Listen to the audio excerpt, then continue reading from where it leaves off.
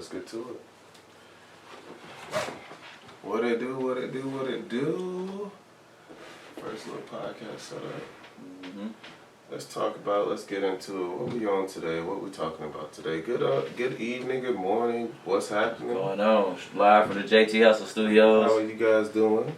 Man, myself, your favorite entrepreneur, my older cousin. How's it going? Your other guy, your entrepreneur, your tech guy that's going to teach you about a couple of things. So right. What's happening, my good people? So, man, like, this morning we was on our cycle, and you still got to pay homage to the sun guy. To the sun guy. Gotta definitely you still got to pay homage because you ain't get yours in, bro. So we hit 10 miles this morning. We started a rider, cyclist type of thing, you know what I'm saying? So we about to create a whole community of cyclers, yes. Entrepreneur cycling. Yes. You feel what I'm saying? So, go ahead. Go ahead, my bad. I was gonna say, when we say cyclists and not bicyclists, like, these are people that are gonna be considered to do miles on their bike. We're professionals. Yeah, we're taking it to another level. So this ain't no Walmart bike. And it ain't for fun when we ride it. It ain't for fun. But right. You will definitely gain an experience and a lifetime of wealth and information from being around, and also gaining some health with yourself as well. Right. So the whole goal of this is so that you can keep yourself in check, because you want to make sure that you maintain a good and perfect body along with the money that you're trying to make in the future. Because what's the point in having all of that money if you can't go anywhere or use it on anything, or if you're always in the hospital because of whatever health reasons that you didn't fix when you were younger? So this right now is the time for you to transform your style of life, gain some momentum, understanding about yourself, and also gain some riches along the way. So man, health is wealth, bro. Like, I know it's a cliche term, but what is wealth without you actually being healthy enough to actively enjoy the fruits of your labor? I mean, you're rich as I don't know what, and like, you can't even get up. Right. You know what I'm saying? I mean, you become the best fan club. Yes, bro. Like, you're a virtual fan. Couch. Like, you're at home. You're not even gonna be at the game. You can't be the best version of yourself by sitting on the couch. How do you become the best version of yourself? Like, what are those steps look like? First, I would start off with the term on where we began today, and that's taking the hill. Take the hill. Yeah, taking the hill. And and I'm gonna jump back to where I was at, because when me and JT was riding the bikes, and you know the reason why we came up with the taking the hill, because we coordinated that to entrepreneurship, because just life, whenever you start things, it's always harder in the beginning. It's always a lot harder in the beginning to start something. So when you're going up a hill, I just coordinated that to starting business or starting a family, or the beginning of a profitable long relationship, or anything worth having is going to be difficult when you start. But once you're in it, and once you're getting up that hill, when it's going downhill, things are moving real smooth. Correct. You got to understand that challenges are going to meet you along the way, and you got to be prepared for whatever those challenges you face. Any day of the week, you're going to get tasked with something that may just take you out. Like, say for instance, everyone hangs above and teeters above water with how much their bills fluctuate, and if one bill hits them for, let's say, $1,000, oh my God, my tires went out or something went out. That isn't the fault of your tire going out. That was the fault of you not being prepared. You not understanding how stuff can happen and change your life drastically. You should have never been to the point where you're just only on your last dime. And because of that, you don't focus on the things that can give you longevity. If you would have saw that ahead of time, you would have been able to prevent it. So when we say or use the term taking the hill today, it's just to give you guys the idea or understanding of saying, hey, you're taking a challenge head on, straight on, and you're gonna be the one that defeats in the end. You're gonna be the one that does whatever you can. When you're trying to prepare yourself for the long term, like, how do people prepare themselves for the long term? Like, how do you learn? Where do you learn those financial literacy skills? Like, me personally, reading Think and Grow Rich, reading Rich Dad Poor Dad. I mean, reading those books, and The Richest Man in Babylon. But I also know there's one by David Ramsey, which exactly. I'm not a fan of, but I do have a understanding with, and that's more on the lines of being conservative, if you wanted to be. Right. But any of the ways that you would think on how to monetize yourself or how to make more money doing the things that you love doing, Those are the best ways to keep yourself prepared for a longevity of wealth and health aspects. Because you gotta like what you're doing. Right. Like you can't. You won't feel. I mean, of course, sometimes we got to go through those rite of passages, those certain jobs, certain things we have to do to be able to pay the bills. But at the end of the day, those are stepping stones and transitional periods because nobody's trying to do things that they don't want to do. Right. Like, why not get paid to do something you actually want to do? I'm not sure if everyone likes going to their 9-to-5 jobs, but some people do it because that's what they have to do. Not because that's what they want to. And if you enjoy your 9-to-5 job, if it's something that brings you happiness, brings you clarity, brings you peace, it's not a shot. Then it's stay there. You know what I'm saying? Like that's because it's all about like happiness. Wealth. Wealth is how long you can go without a paycheck, right? Correct. So how long can you go without working? So basically, if you got assets, if you bought something or you got something that like an investment that you made and your bills are $2,000 a month and your investments that you made or the things that you bought that generate you money pay your expenses, then you're technically wealthy. Right. Wealth is not all this money. It's like, do your assets exceed cover exactly? You know what I'm saying? And that's all it is. Yeah. Like how long can you go without working? And at that point, it's just a simple addition. Like now that I have one way of covering my expenses, can I get 2 ways of covering my expenses or 3 ways of covering my expenses? And as you add on to those, you're giving yourself a better leverage point to where you don't have to return to that 9-to-5 lifestyle.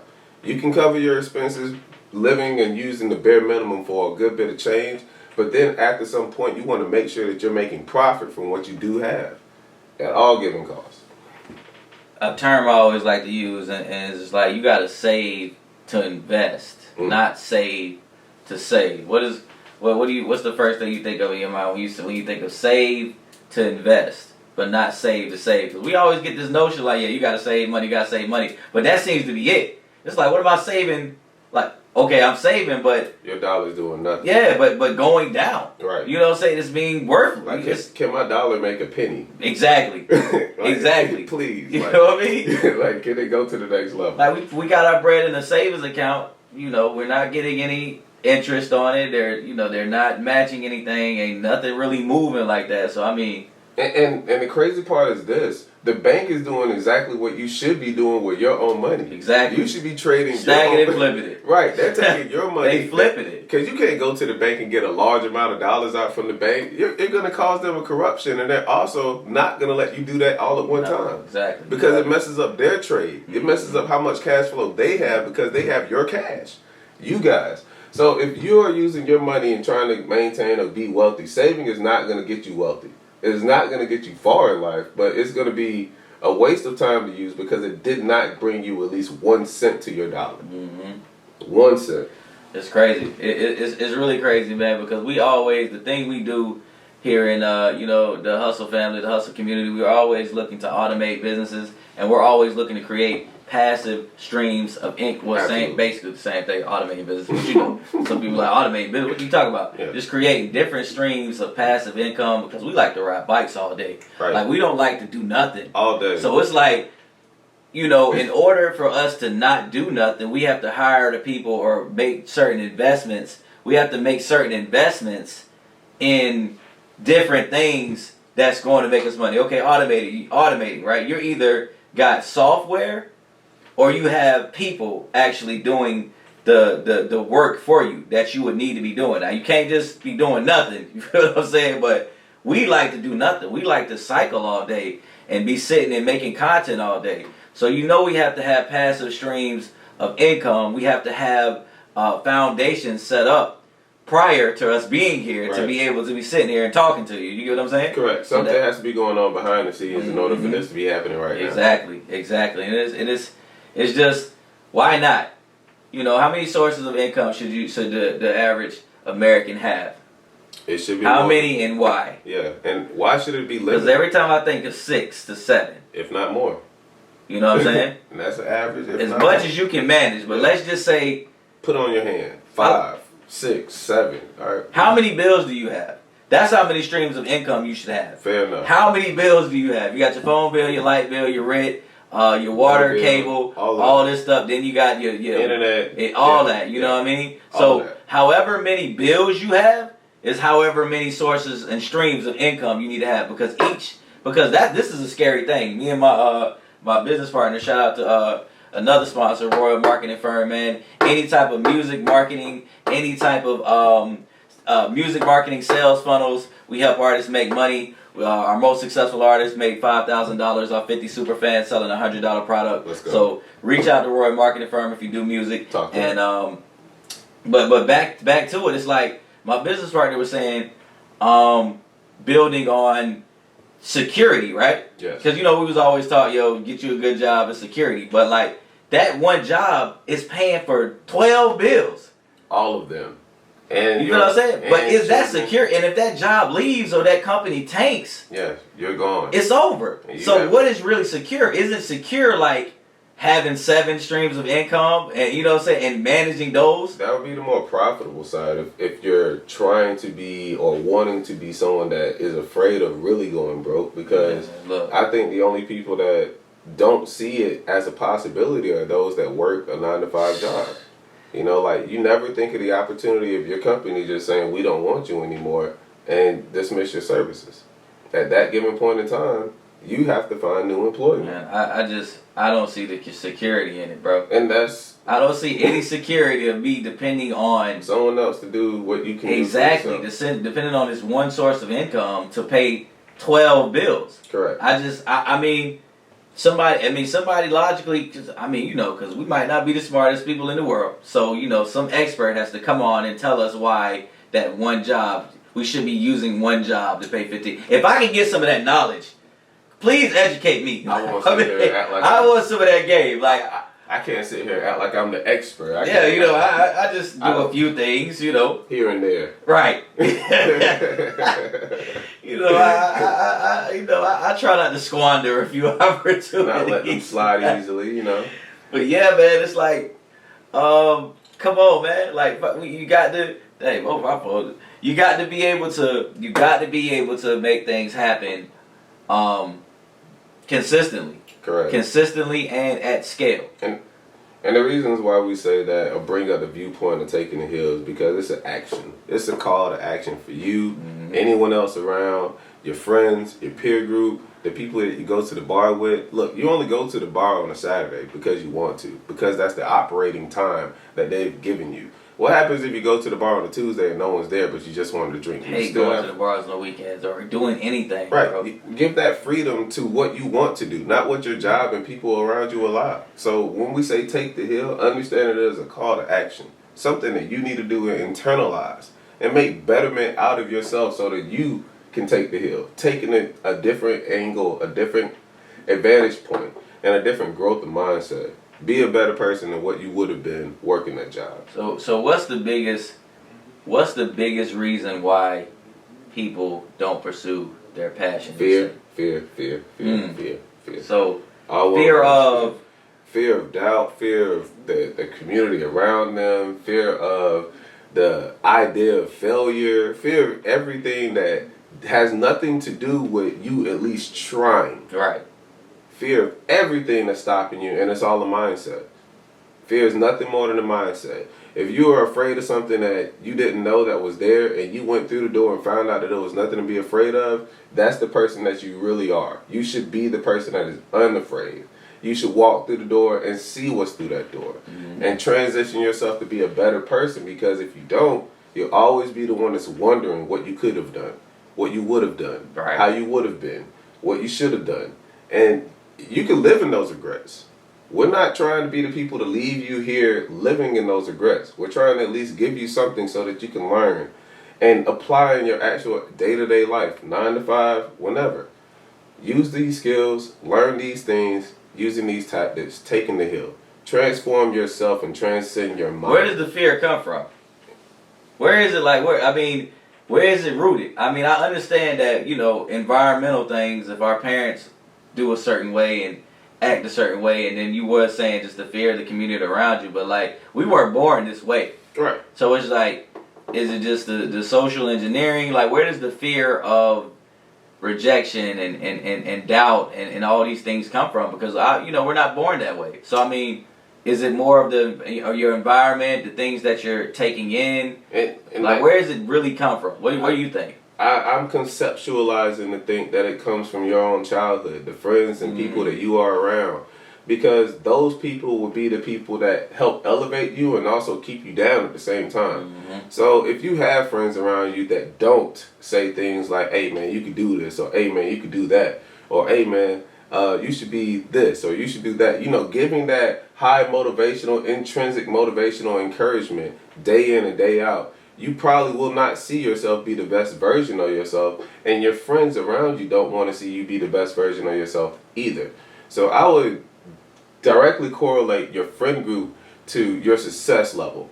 The second would be your family level. Like the people that you have that are going to stay in your corner regardless of how bad situations get, how dark or how grim anything could be. They're going to make sure that you're taken care of and that you're staying on track to what your goals and what your ambitions are. That fear just only comes from the internalized But mind. does the accountability always come from the family? Because sometimes the family is your biggest detriment. Because I know a lot of people, they kind of, a lot of people don't want to talk, the narrative always is like family first, but a lot of people's family is really detrimented to them. Understand. And it's like a area that they really don't want to speak on, because the masses is always family first, this, that, and the third, but it's a lot of people don't have great relationships with their family. So Agreed. what do they do? Where do they reach out to? Like, what's besides cutting on and talking to us and watching us and what I'm saying, and building with us, what I mean? We live in a world where these social connections are easier to maintain and do now, so you don't have to be the person that lives in the shadows and never speak to anybody or ever get an opinion. It's easy to find good friends. Correct. Just go to social media. You can definitely try to get somebody's opinion in regards to something that you never knew before. They have definitely a lot of social Facebook groups, Instagram groups, and just talking about people that have problems that they deal with internally or whatever may be their problems. But just giving them that spiel, because you can't see the side of life that you're on until you see it from somebody else's saying it in their point of view. You don't understand what you're going through until someone else gives you something that's worse than your situation. And until that time happens, you'll always sit here and think you are living in the worst world when someone else has it a whole lot worse than you. A whole lot worse than you. That's crazy, man. We're going to give another shout out to another video sponsor of mine, another company that I'm partnered with called Fix That Credit. Fix That Credit, man. They helped me personally, man. My credit was terrible. I was like at a 400 like 6 months ago. I jumped up by about 650. They helped me get my inquiries off, man. They helped me file all my dispute letters, man. And check out Fix That Credit, man. All the sponsors will be the link in the description. But yeah. Back to this is one thing I want to ask you. What are some of the top skills that helped you gain X amount a month? Because we don't want to scare anybody with the bands. So let's say 10K a month. Let's say what skills that you learned that helped you make and sustain your first 10K monthly. I had to take everything that I learned from my previous employment and not shout out to Best Buy. Yeah, I had to really learn these skills to the T. And I thank them and I hate them in the same sense, because I wish I would have known these things sooner. That's the reasons why. So the skills that I've learned are directly from tech services that I've been doing for probably about 4 to 5 months. During those times, I think I've made more money working independently in my services than I've ever made working with the company. Now, how and when that all happened was a great transitional shift for me, but I'm thankful because it gave me a broadened idea on what I could do as a person. I didn't have to sit there, be the blue shirt guy, tell you about something that I read X amount of information on, and make nothing more than the hourly wage that I was paid. I had to change that entire narrative, and now I'm the person that goes out there and get paid for doing the service for it. Instead, I'm just like, why didn't I do this earlier? Like, that's the part that kills. I used to sell vacuum cleaners door to door, man. I sold Kirby vacuum cleaners door to door, and I was a bartender and waiter. And what my sales training from Kirby, man, is it really helped me to learn how to build rapport. It really ingrained in my mind that people buy from people they really like, know, and trust. So your product kind of sells itself already. Unless you got something that, okay, man, you're trying to sell something that just wild. You get what I'm saying? But 9 times out of 10, if the person likes, knows, and trusts you, if you build that rapport with them and you offer value and you just ask for the sale, more than once, be ready to ask at least 3 times. Correct. They're gonna buy from you because they like you. You feel what I'm saying? They know you. They trust you. So being able to just having social skills. So maybe some people call it the gift of gab. Maybe some people got the gift of gab. But everybody can develop social skills by learning sales training. And we all build rapport. That's why I don't believe in gift of gab, because almost everybody got a wife. Almost everybody got a husband. You got to build rapport with them to get them to trust you to take the next level in the relationship.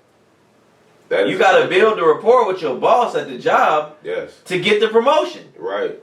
You feel what I'm saying? You got to build rapport with that car dealer. You want him to bring the price down. You're trying to build some rapport here. Like, yo, bro, we both was in the Navy. You know what I'm saying? We both was in the Navy.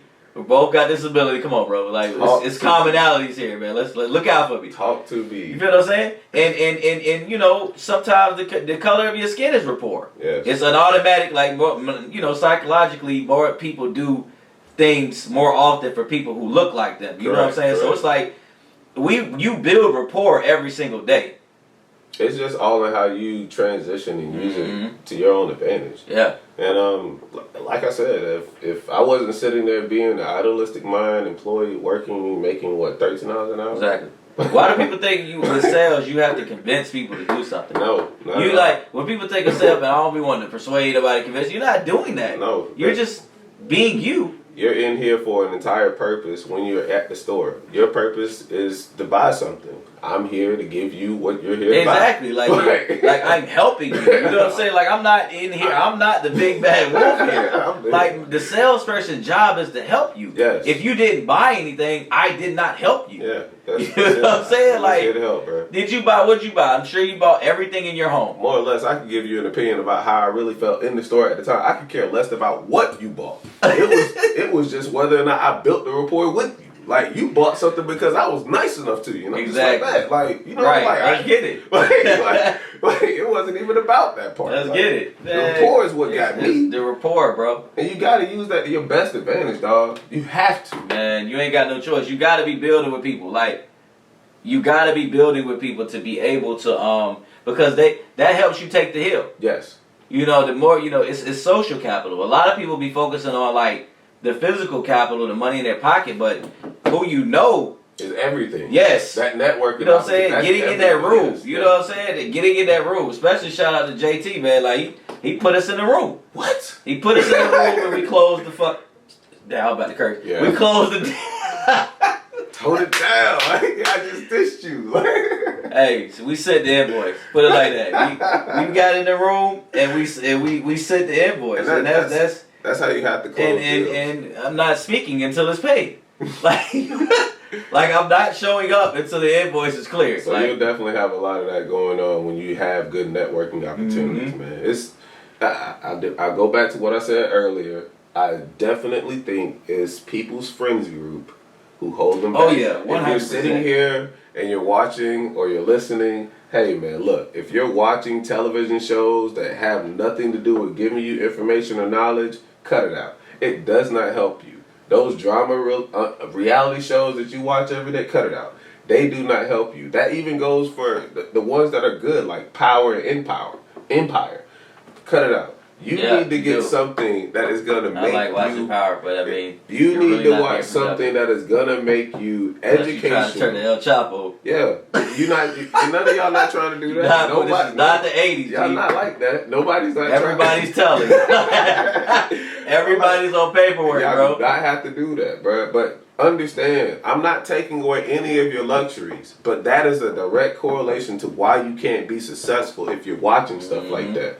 You can't look at foolery, you can't look at foolishness and sit here and want to make an extra bang for your buck by doing that. You know how you say you are what you eat? Right. You are what you study. Yeah. And Rich Dad Poor Dad, like, you are what you study. If you studied on how to become a cook, and you did nothing but watch cook TV shows and read cookbooks, in 30 to 40 days, you will be on some cook stuff. You feel what I'm saying? So it's like, if you're putting in that nonsense in your head 24/7, you're coming out with it. You're coming out with nonsense. It's coming out your speech, the way you write, that's coming out of you. Correct. You know what I'm saying? So it's like, immerse yourself around the right people. Submerge yourself around people who either want to do the same as you, either want to level up, or who are on the next level. Trying to get there. Doing something, bettering themselves, giving you advice, saying what the next steps are in their plan because they understand the game. You need to help and make sure that you're held accountable or have people who hold you accountable for the things that you do. You can't do it all. That accountability is big, right. bro. You need to have someone that's going to hold you accountable for what you say, do, eat, sleep, everything. Because you need that direction. You definitely got to get those miles in. Like, as soon as we cut the camera off, you got to pay homage to the sun guy, bro. You have to. We need blood. Take the hill. Take the hill. We need blood, bro. Like, we need blood samples, bro. We need all that. We need that sacrificial, you know what I'm saying? You have to. But yeah, man, but we're gonna close out. Any conversation topics, anything you want us to talk about, anything that you feel like we could have been right about, could have been wrong about, make sure you drop it in the comments below. Be on the lookout for everything. Yeah. Be on the lookout for everything. Everything is coming directly to you, because I'm gonna set an ad up and you're gonna see it. Drops. All bunch of drops coming through. So baby. man, hey, it's your favorite entrepreneur, Jeremiah Reeves. PKG Deluxe, we are here. What is going on? Hey, pay that invoice, G. It's happy to see you. Pay that invoice. We out here. Close it. Yeah, Close their ass out, nigga. I want to do another one.